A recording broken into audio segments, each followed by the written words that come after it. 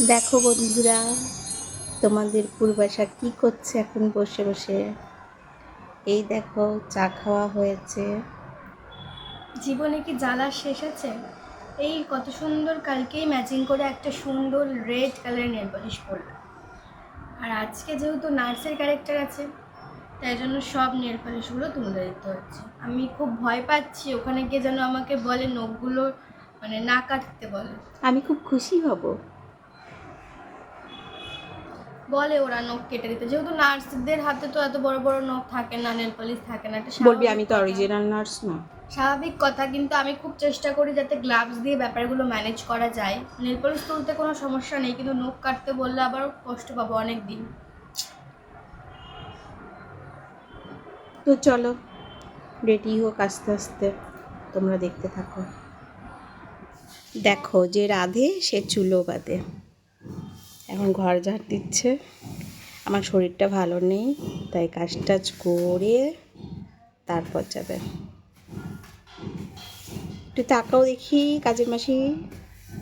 কাজী মাসির মতো দেখতে লাগছে।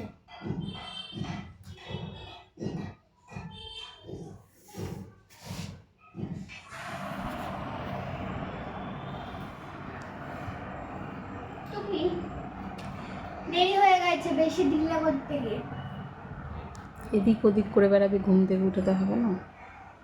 দেখো, এখানে খাবার রেডি। ডালিয়া, যেহেতু একটাই কল টাইম, তাই খেয়ে যাবে। তো চলো, রেডি হয়ে নি। টাটা। অনেক দেরি করে ফেলেছি গো, আর ভালো লাগছে না।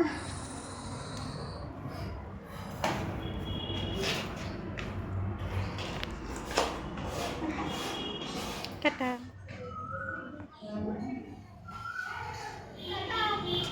টাটা। হয়ে গেছে ড্রেস পরা। আমার ড্রেস দেখে নিশ্চয়ই বুঝতে পারছো আজকে আমি নার্স। তো চলো রেডি হওয়া যাক এবার। এই যে চলে এসেছি মেকআপ করতে, আর আমার এই টুবলু টুবলু গালগুলোকে একটুখানি কেটে কুটে যদি রোগা বানানো যায়, মেকআপ আর্টিস্ট সেই চেষ্টাটাই করছিল এখানে। তো এই হচ্ছে, আর এইসব করতে আমার একদম ভালো লাগে না। আমার মনে হয় আমার গালগুলো যেমনই থাক, মুখটা যেমনই থাক, নর্মালি যেন আমাকে বেশি ভালো লাগে। এটা আমার ধারণা, জানি না, তোমরা কমেন্ট করে জানিও। এই দেখো, আমি পুরোপুরি ready, hair complete, makeup complete, সব কিছু কমপ্লিট। আমি রেডি একেবারে আমার প্রিয় চরিত্রে। আমি যে পেয়ে গেছি স্ক্রিপ্ট, এত স্ক্রিপ্ট। তো চল এবার যাই ফ্লোরে। তোমরা কি কিছু বুঝতে পারছো যে এখানে কি হচ্ছে? বিষয়টা হচ্ছে আমার ট্যাটু ঢাকা চলছে। কারণ বিভিন্ন চরিত্রে, নার্স হোক বা অন্য রিপোর্টার, বেশিরভাগ চরিত্রেই কিন্তু এই ট্যাটুগুলো মানায় না, সেই জন্য ট্যাটু ঢেকে দেওয়া হয়। অনেক আর্টিস্টদের ক্ষেত্রেই অনেক বড় বড় ট্যাটু থাকে, কিন্তু সেগুলো সিনে দেখা যায় না। তার কারণ এইটা।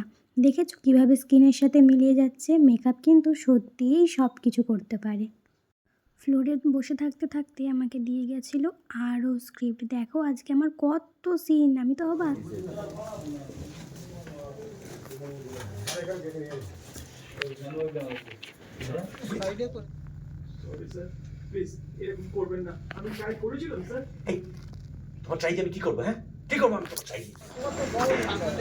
একটা সিন গেছে, তারপরে এখন হচ্ছে বিকেলের টিফিন টাইম, আর টিফিনে খাচ্ছি হচ্ছে মুড়ি।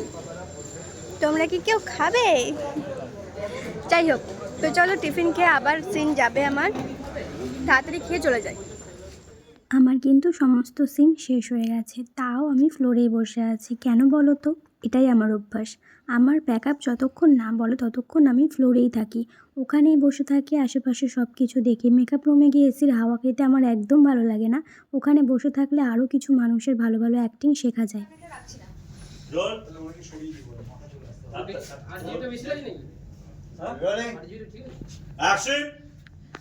উকিলবাবু, আজ রাতে কি কোনোভাবে সম্ভব না? একটু চেষ্টা করে আপনি দেখুন না, নাহলে খুব বড় বিপদ হয়ে যাবে আমার। হয়ে গেছে আমার শুটিং আজকে ডান। প্যাকআপ, কালকে আবার আসতে হবে। এসো এখানে, ওখান থেকেও কি মারছো কেন? এই দিদিটার সাথে আজকে নতুন দেখা হয়েছে, বেশ ভালো মিষ্টি।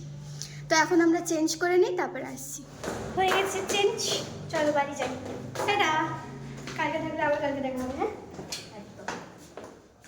ব্যাক আপ হতে অনেক দেরি হওয়ায় প্রোডাকশনের গাড়ি আমাদের ছেড়ে দিচ্ছিল, কিন্তু এই সময়তেই আমার জীবনে ঘটে যায় একটা বড়সড় দুর্ঘটনা, কিন্তু সেখান থেকেও আমি বেঁচে ফিরে আসি।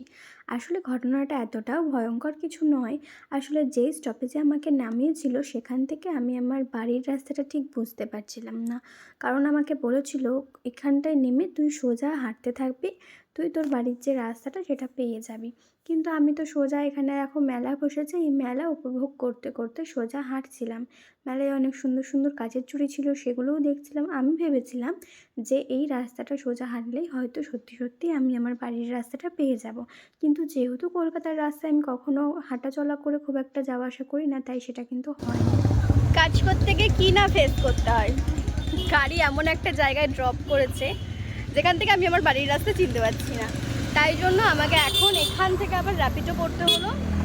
র্যাপিডোওয়ালা আসছে, আমি ওয়েট করছি, 3 মিনিট টাইম দেখাচ্ছে। 3 মিনিট এখন এখানে ধর্নায় বসেছি, ধর্নায় দাঁড়িয়ে আছি। তো চলো, তারপর এখানে র্যাপিডোওয়ালা আসবে, তারপর সে আমাকে রাস্তা চিনে বাড়ি নিয়ে যাবে। আর আমি যদি র্যাপিডোতে চেপে রাস্তাটা চিনতে পারি তাহলে নিজের কতটা বুদ্ধিমান হবে আপনারা বুঝতে পারছেন? আপনি কেন বলছি, আপনি বলে বলে অভ্যাস হয়ে গেছে, তোমরা বুঝতে পারছো তো? যাই হোক, মাথাটা আমার খারাপ হয়ে গেছে। আর সত্যি কথা, এখান থেকে হেঁটে রাস্তা চিনবো তারপর বাড়ি যাবো সেই এনার্জিটা আমার মধ্যে নেই, তাই জন্য র্যাপিডো বুক করে নিয়েছি।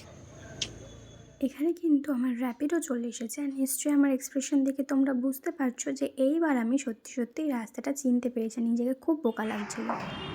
তো চলো, তোমাদের সবার পূর্বাশা চলে এসেছে। ওরে বাবালে, ক্লান্ত সোনা, ক্লান্ত? দূর ব্যাং, গাড়ি কোথায় দাঁড় করিয়েছো? ওখান থেকে বাড়ি চিনতে পারছিলাম না। কেন গাড়ি ওখানে দাঁড় করেছে? প্রোডাকশন গাড়ি ও ছেড়ে দিয়ে গেল? কোথায় একটা ছেড়ে দিয়ে গেছে। তো তুই বলিসনি ঠিকানা? ওরম ভাবে তো ছাড়ে না, ওরা একটা একটা করে স্টপেজ হ্যাঁ, ছাড়ে। এবার হরিদেবপুর বলতি? হরিদেবপুর পর্যন্ত আসে না, লাস্ট টালিগঞ্জ। এবার আমাকে বললো টালিগঞ্জের ওখান থেকে তোকে তো অনেকটা হাঁটতে হবে, এখানে নামিয়ে দিচ্ছি, মানে ফুটঘাটের ওখানে নামিয়ে দিচ্ছি, তুই সোজা হাঁটবি, করুণাময়ী রাস্তা পেয়ে যাবি। আমি হেঁটে যাচ্ছি, আমি আর বাড়ি উল্টো চিনতে পাল্টা পারছি না। হেঁটেছিস। ঠিক আছে, বাই করে দেবো। হ্যাঁ, চলো টাটা, বাই।